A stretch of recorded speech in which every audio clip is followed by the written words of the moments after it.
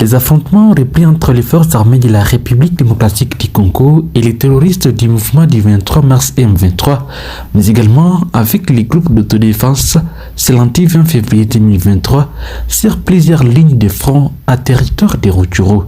Selon les informations à notre possession, c'est depuis tôt le matin de ce lundi que les détonations en armes lourdes et légères ont commencé à se faire attendre dans ces entités situées au nord-ouest de la ville de Goma. À en croire les informations livrées par la notabilité locale, il s'est agi au cours de ces affrontements de l'armée congolaise qui faisait face à la rébellion du M23 qui voulait progresser en violation du cessez-le-feu. Et même Mukandambusa signale qu'au cours de ces combats, plusieurs entités ont été récupérées par les FARDC. Et même Mukandambusa, bonsoir. Bonsoir, chers journalistes. Eh bien, pour la énième fois, ce soir, vous êtes en direct de Afro Info 143. Nous sommes lundi 20 février 2023. Nous voudrions encore une fois ensemble avec nos téléspectateurs comprendre ce qui a été le climat sécuritaire ce lundi sur toute l'étendue du territoire des Rutshuru. Oui, il y a eu plusieurs affrontements sur plusieurs lignes de front aujourd'hui. Et c'est toujours, on peut signaler qu'il y a eu affrontement dans les après-midi de ce lundi 20 février vers Kishiche, où les FARDC ont récupéré une position des rebelles du M23, toujours dans les périphéries de Kishiche. Une position des M23 a été récupérée. Cette position est entre les mains des forces loyalistes à cette terre.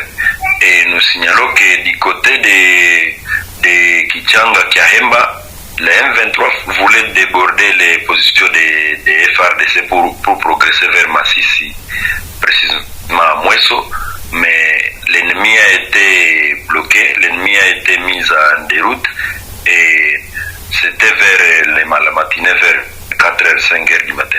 Ça, c'est à Kishiche.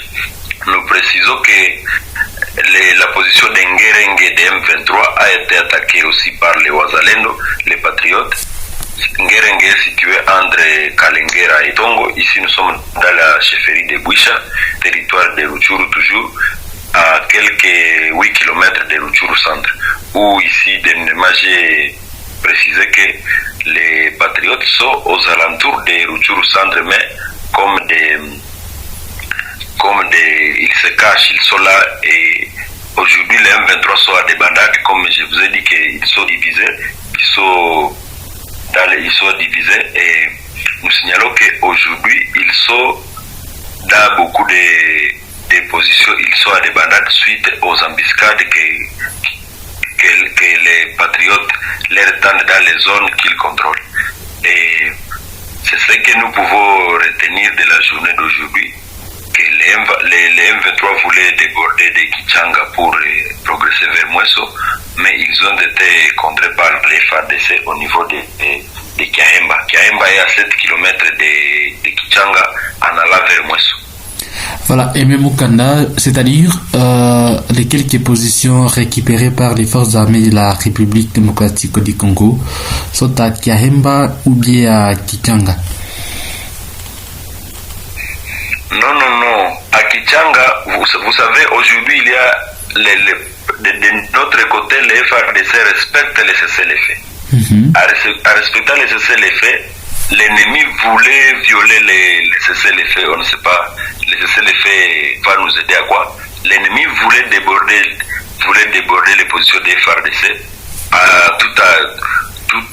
tout en violant les processus de Luanda, de Nairobi et de Bujumbura qui insistent sur les cessez-le-feu et le retrait immédiat de toutes les positions que les M23 occupent pour s'abîmer.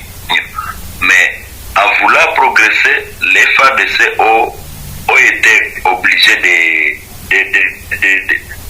se défendre aussi.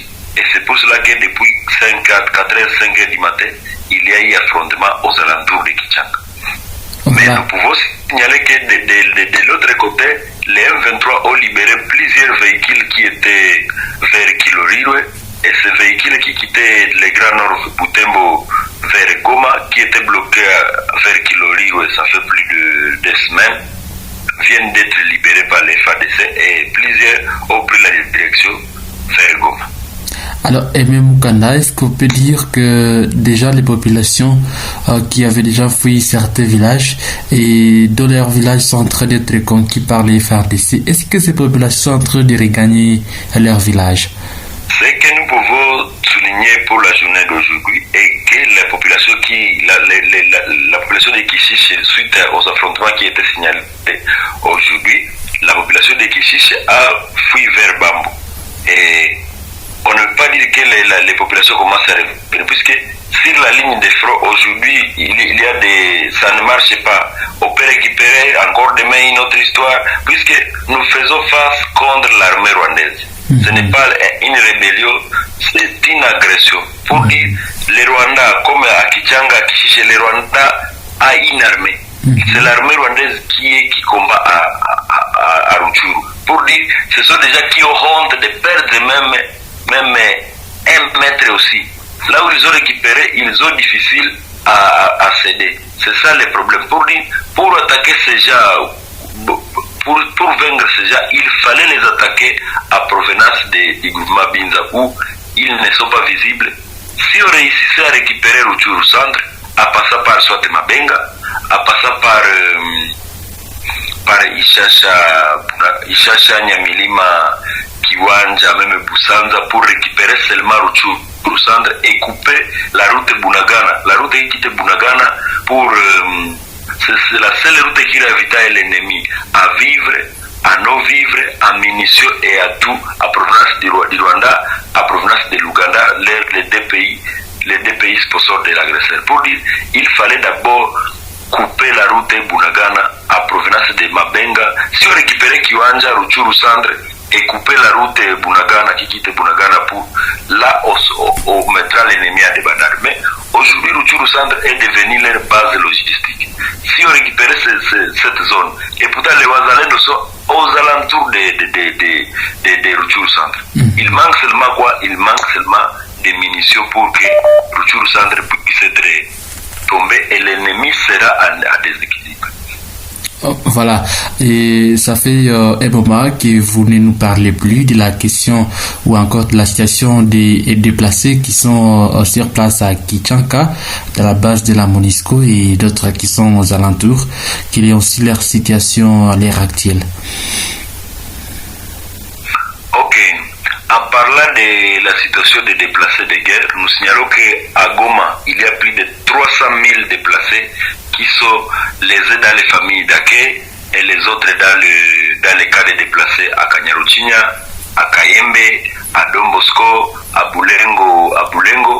Et nous signalons que d'autres déplacés sont signalés dans les territoires de Lubero, d'autres sont dans les territoires de Massissi, à Massissi Centre, à Mweso, et d'autres sont même dans les groupements de Binza, comme le Binza n'a pas été occupé par les M23. Plusieurs personnes sont dans les groupements de Binza. Et nous signalons que plusieurs même sont arrivés même à Butembo, même les autres à Beni. Pendant que nous parlons des déplacés de guerre, je dois souligner que les déplacés de guerre n'ont jamais bénéficié de quoi que ce soit de la part du gouvernement central, puisque pour dire, ces déplacés sont oubliés. Merci beaucoup Aimé Mukanda pour ces quelques précisions cette soirée. Merci beaucoup.